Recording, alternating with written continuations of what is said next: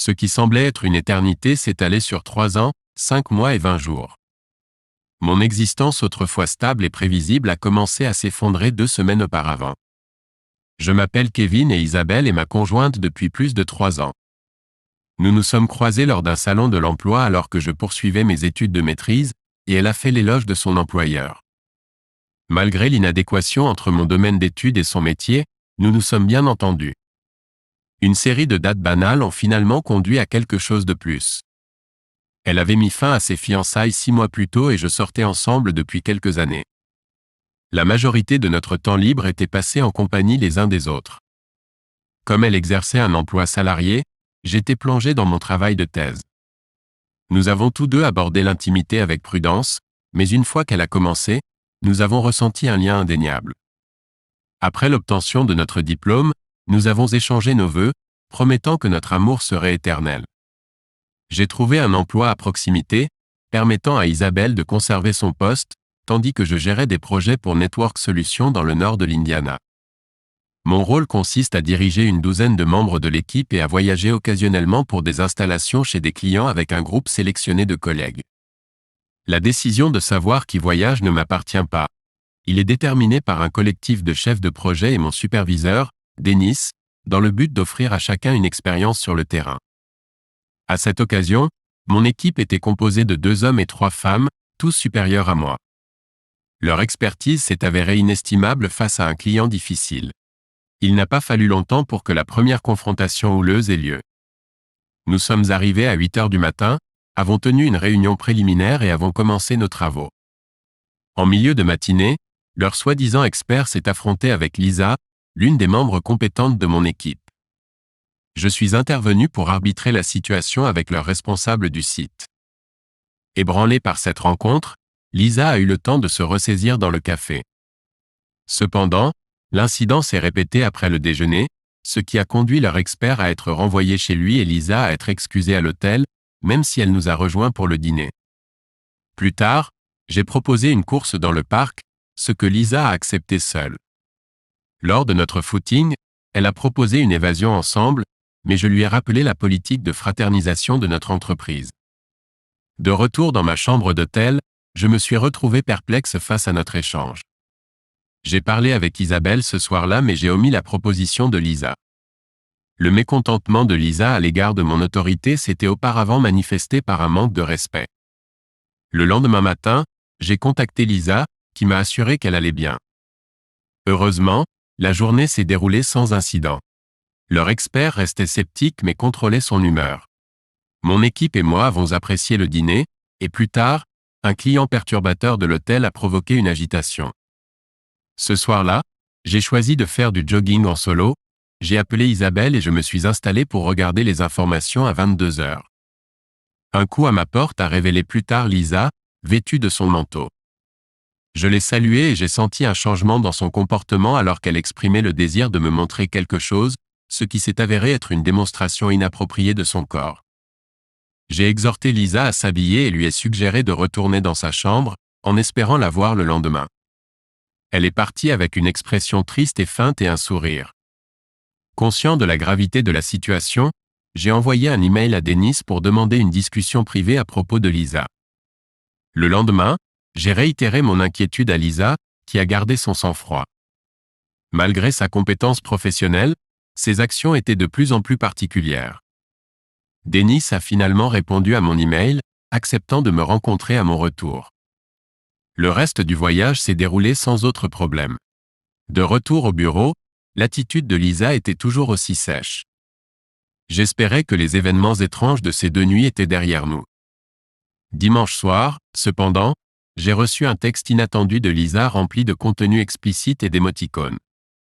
Ne l'ayant pas vu depuis notre vol de vendredi, il semblait qu'elle avait accidentellement envoyé un message destiné à quelqu'un d'autre. J'ai choisi de ne pas répondre et j'avais prévu d'en discuter avec elle le lendemain. L'idée que Lisa ait un amant semblait improbable, tout comme l'idée de moi-même dans une telle situation. Lorsque j'ai mentionné le texte à Lisa, elle a nié avoir envoyé des messages la veille. J'ai décidé de ne pas insister, car elle était absorbée par le dépannage et j'avais un emploi du temps chargé. Mardi soir, Lisa a envoyé un autre message, cette fois avec un selfie, demandant si notre intimité pouvait s'améliorer, accompagnée d'émoticônes romantiques. J'ai rappelé à Denis notre conversation en attente par email.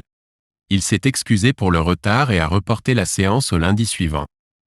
Lisa s'est déclarée malade mercredi et, comme Denis était absent, j'ai dû reporter ma confrontation. Ma journée s'est déroulée comme d'habitude jusqu'à ce que je sois agressé alors que je montais dans ma voiture, entraînant mon hospitalisation. La police m'a informé que Terry, le mari de Lisa, avait cru à tort que j'avais une liaison avec elle. Il m'avait agressé violemment, entraînant une commotion cérébrale, 2 côtes fracturées, une hernie et une main cassée. Terry avait laissé derrière moi des copies des textes explicites et des photos de Lisa, modifiées pour dissimuler le matériel explicite, à côté de moi alors que j'étais inconscient. Malheureusement, il avait également remis ces copies à Isabelle. Isabelle a répondu au premier appel et a exprimé son désir que je connaisse une mort douloureuse. Après avoir passé la nuit à l'hôpital pour surveillance, Isabelle n'a pas répondu à son téléphone. Jeudi, je suis rentré chez moi en taxi, mais Isabelle a toujours refusé de me parler. Pour éviter d'avoir faim, j'ai décidé de commander une pizza vendredi. Malgré la douleur, je me suis rendu au travail. Plus tard dans l'après-midi, j'ai découvert que j'avais été mis en congé payé à cause d'une plainte déposée par Terry. Mon audience était prévue lundi, coïncidant avec le retour de Denis. En arrivant à la maison, j'ai remarqué qu'Isabelle était habillée de manière suggestive. J'ai confronté Isabelle à propos de sa tenue, lui exprimant mon étonnement face à son retour anticipé et faisant référence aux mots qu'elle avait laissés.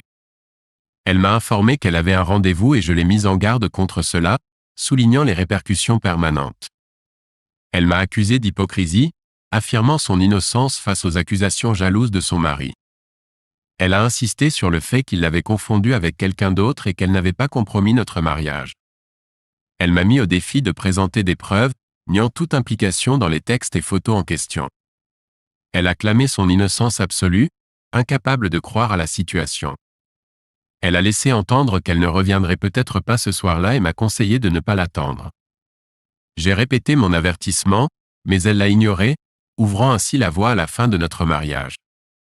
Elle a admis qu'elle avait prévu de sortir avec un collègue en guise de représailles pour ce qu'elle croyait que j'avais fait. Sa note reflétait ce sentiment, me décrivant comme sans valeur et exprimant son intention de s'amuser. Après notre dispute, j'ai eu du mal à trouver du réconfort, mais je n'y suis pas parvenu. J'ai laissé un mot à Isabelle, lui indiquant que quelque chose n'allait vraiment pas, et je me suis rendu aux urgences. Il était 18h vendredi lorsque je suis arrivé à l'hôpital. Les tests à l'hôpital ont montré que j'avais une rupture de la rate et mon frère a été contacté comme urgence. Ils ont pratiqué une intervention chirurgicale pour réparer la rate, puis ont refermé l'incision. Je me suis réveillé au son de bip et de bourdonnements, dérivant dans et hors de conscience, jusqu'à ce que je me retrouve dans une pièce baignée de soleil. En suivant le régime recommandé par les médecins, je me suis assis et j'ai réfléchi à ma situation actuelle. Ma contemplation fut interrompue par le bourdonnement de mon téléphone portable. Même si je n'ai pas reconnu le numéro, j'ai répondu à l'appel. L'appelant m'a accusé d'être imprudent, affirmant que j'avais encore été avec elle la nuit précédente. Je me suis défendu en expliquant que Terry m'avait pris pour quelqu'un d'autre, car j'étais hospitalisé depuis 18h la veille. Après une pause, j'ai réitéré que je n'étais allé au gymnase qu'à 20h et que je n'étais parti qu'1 heure. Terry a évoqué un texte de ce matin-là, qui mentionnait notre supposée rencontre intime. J'ai précisé que j'étais en chirurgie à ce moment-là et que j'étais toujours à l'hôpital universitaire dans la chambre 612. J'ai rassuré Terry en lui disant que je n'irais nulle part ce jour-là et que nous devions résoudre ce malentendu. J'ai promis de la rencontrer sous peu. En vérifiant mes messages, j'ai découvert un texte de Lisa vantant notre prétendue intimité de la nuit précédente, qui était si intense qu'une infirmière a dû la surveiller. Débordé, j'ai ressenti le besoin de demander quelque chose pour mettre fin à cette épreuve. Elle est partie en promettant de revenir changer mes bandages. Dès le départ de l'infirmière, Isabelle est entrée dans ma chambre, toujours habillée de manière provocante, et s'est renseignée sur mon bien-être. J'ai assuré à Lisa que j'allais bien et lui ai demandé de partir, car je ne voulais pas qu'elle soit là. Elle m'a supplié de rester, expliquant qu'elle était inquiète et qu'elle s'était précipitée après avoir lu ma note. Je lui ai dit qu'en ne rentrant pas à la maison, elle avait effectivement mis fin à notre mariage et j'ai insisté pour qu'elle parte. Ma voix élevée a incité l'infirmière d'étage à vérifier si tout allait bien. J'ai demandé son aide pour faire sortir Isabelle, ce qui a finalement nécessité une intervention de sécurité. J'ai essayé de comprendre les motivations de Lisa, me demandant si c'était un acte de vengeance. Je me suis demandé si c'était dû à mon rejet de ses avances ou au fait que j'étais son patron. Cela devait être l'une de ces raisons, ou peut-être avait-elle confondu mon numéro de téléphone avec celui de quelqu'un d'autre. Isabelle a appelé sur mon portable pour déclarer notre mariage terminé et a exigé que je la laisse tranquille. J'ai répliqué, l'accusant d'infidélité et rejetant sa position bien pensante. Elle a insisté sur le fait qu'elle avait raison, affirmant son innocence et déclarant que notre relation était terminée. J'ai mis fin à l'appel et elle a enchaîné avec un message texte suggérant que nous devions parler. J'ai refusé, lui disant soit de sortir ses affaires, soit de laisser les miennes près de la porte. Elle a remis en question la profondeur de notre relation, me demandant si je nous avais considérés comme des âmes sœurs lorsque je cherchais à me venger. Répliquai-je, me demandant si elle avait pensé la même chose avec son amant, exprimant mon manque de besoin d'une telle agitation. Frustré, j'ai éteint mon téléphone portable et j'ai demandé de la morphine. Juste avant l'heure du déjeuner, l'infirmière est revenue pour changer mes pansements, en commençant par ceux du visage. Terry et Lisa frappèrent pour demander s'il était autorisé à entrer. Lisa, choquée, s'est exclamée « Oh mon Dieu, Kevin, qu'est-ce qui t'est arrivé ?»« Salut Lisa, voici ton mari Terry, n'est-ce pas ?» J'ai salué. « Qu'est-ce qu'il y a avec ta lèvre ?» demanda-t-elle en détournant le regard. Je leur ai dit « Je suis entré dans une porte. » Cela s'est produit dans le parking des employés. Actuellement, je ne connais pas l'état de l'enquête. Ils ont découvert hier soir que ma rate avait éclaté. Honnêtement, il n'a fallu que quelques points de suture pour le réparer. Je savais que Terry était responsable de mes blessures, et la police le savait aussi. De toute évidence, Terry n'avait pas parlé à Lisa de ses démêlés avec la justice. Après avoir soigné mon visage, l'infirmière m'a demandé si je voulais de l'intimité pendant qu'elle changeait les pansements pour mon opération de la rate. Non, ils peuvent rester, répondis-je. L'infirmière s'est excusée pour aller chercher quelque chose, promettant de revenir bientôt. Lisa s'assit et Terry essaya d'engager une conversation. J'ai fait signe à Terry de se rapprocher et lui ai murmuré mes inquiétudes concernant le comportement étrange de Lisa lors de notre dernier voyage, me demandant si elle avait été stressée ces derniers temps. Terry a confié tranquillement que sa mère était décédée dans un accident de voiture le Noël précédent et que sa sœur venait de commencer une chimiothérapie pour un cancer du sein, mais elle semblait bien s'en sortir. L'infirmière revint, faisant reculer Terry contre le mur, et le silence enveloppa la pièce. Isabelle a fait irruption, criant furieusement après moi et Lisa. L'infirmière a appelé la sécurité et Terry a retenu Isabelle jusqu'à leur arrivée. Une fois le calme revenu, l'infirmière a repris ses fonctions et Lisa s'est levée, suffisamment près pour me tenir la main.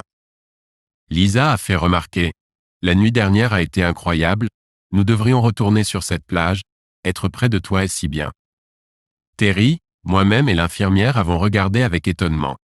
L'infirmière jeta un coup d'œil à Terry et dit « Assurez-vous qu'elle ne parte pas, je serai de retour sous peu. » Terry embrassa Lisa dans une excuse silencieuse. Après environ 5 minutes, l'infirmière et les 2 médecins ont fait sortir Terry et Lisa de la pièce. J'ai passé l'après-midi à réfléchir aux 2 dernières semaines, réalisant que Lisa avait 2 personnalités distinctes. Quelques heures plus tard, Terry est revenu pour s'excuser. Il m'a posé des questions sur le comportement étrange de Lisa et lorsque j'ai évoqué la confrontation colérique, il a rapidement répondu « Je reviens tout de suite ». De retour avec un médecin, j'ai raconté mon expérience. Terry a expliqué « Kevin, Lisa a subi un grave traumatisme mental lorsqu'elle était enfant en raison de la violence verbale incessante de son père. Elle est au bord de la dépression nerveuse depuis l'incident de la semaine dernière, a-t-il poursuivi. Vous avez mentionné qu'elle avait agi bizarrement après l'incident du travail. A-t-elle été impliquée dans un conflit ce jour-là? Il a demandé. J'ai d'abord dit non, puis j'ai rappelé l'incident avec l'invité et le plateau. Le médecin a ajouté, cela déclencherait le problème. Elle souffre d'un trouble dissociatif de l'identité, dans lequel une personne développe plusieurs personnalités pour faire face à un traumatisme.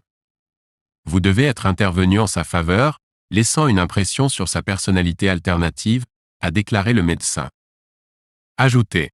Terry a posé des questions sur les événements de dimanche et mardi, et j'ai décrit l'accident de la tondeuse à gazon et la vive dispute. Il a remis en question l'altercation physique de la veille et j'ai expliqué qu'elle était bouleversée par la plainte que j'avais déposée contre lui. Terry a reconnu ses regrets, reconnaissant le prix que cela a coûté à ma vie. Le médecin a déclaré « Il n'y a pas grand-chose à faire. Elle a besoin d'une thérapie intensive pour accepter son état. La guérison prend du temps. » Terry s'excusa une fois de plus avant de partir. Malgré le chaos qu'elle a causé, je n'ai pas pu m'empêcher de ressentir de la sympathie pour Lisa. Ils m'ont dit que je pourrais rentrer chez moi dimanche midi si la nuit se passait sans incident. J'ai envoyé un email à Dennis pour contacter Terry au sujet de certaines mises à jour importantes.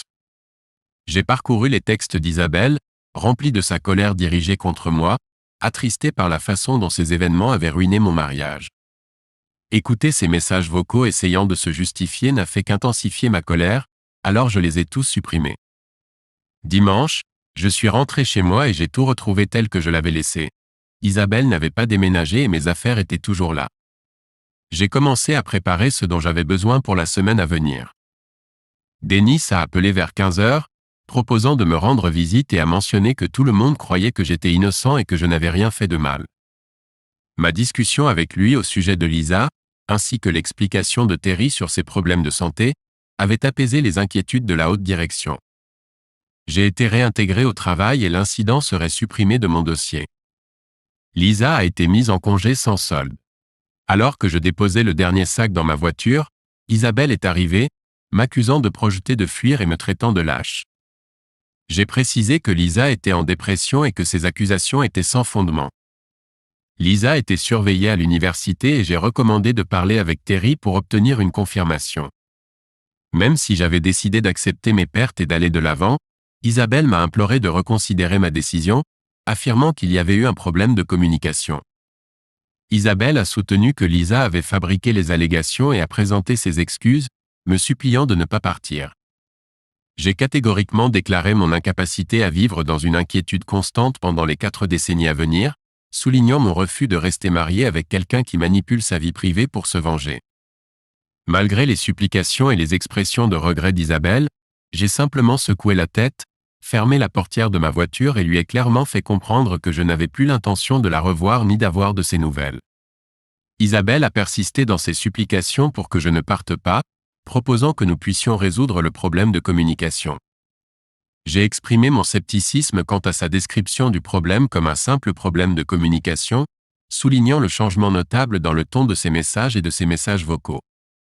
Alors que j'avais espéré un divorce apaisé, le juge a ordonné des séances de conseil, influencées par la déclaration d'Isabelle quant à son désir d'éviter le divorce. J'ai assisté à la consultation à contre-cœur pour préserver ma réputation.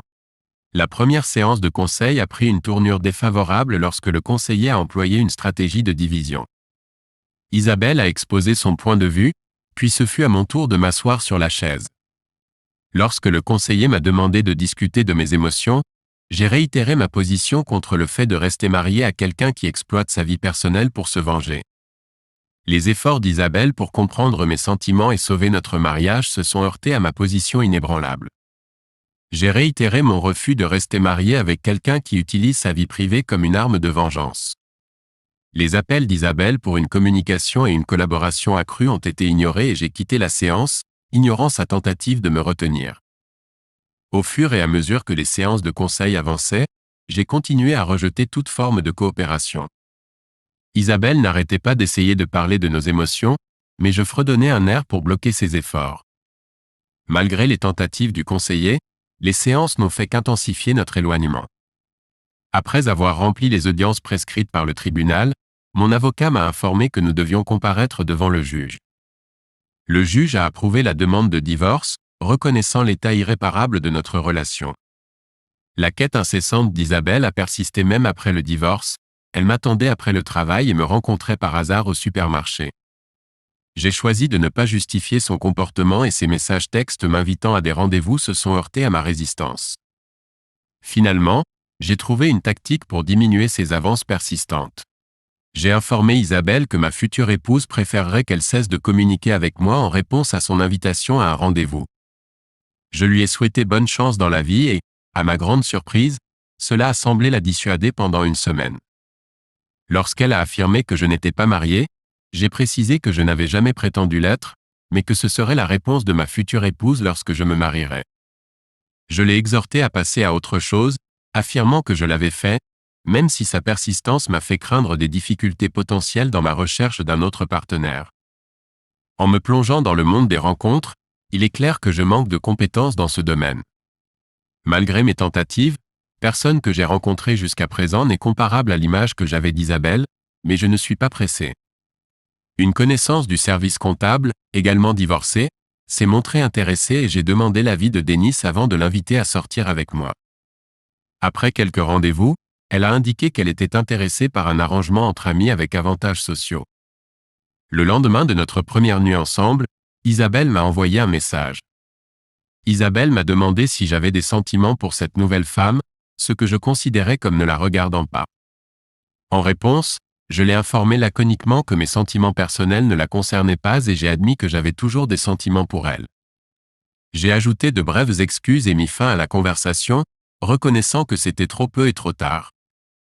Dans mon esprit, je vous imagine tout témoin de ma chute sur Dateline. Lisa a repris son travail et a été affectée à la supervision d'un autre gestionnaire. Je fais un effort concerté pour l'éviter. Depuis, elle n'a eu aucun comportement étrange. La police n'a pas eu besoin de ma coopération pour condamner Harry, car les images de sécurité ont fourni toutes les preuves nécessaires. Je me suis toutefois présenté lors de sa condamnation pour demander la clémence du tribunal. Il a été condamné à une peine avec sursis mais a toujours un casier judiciaire.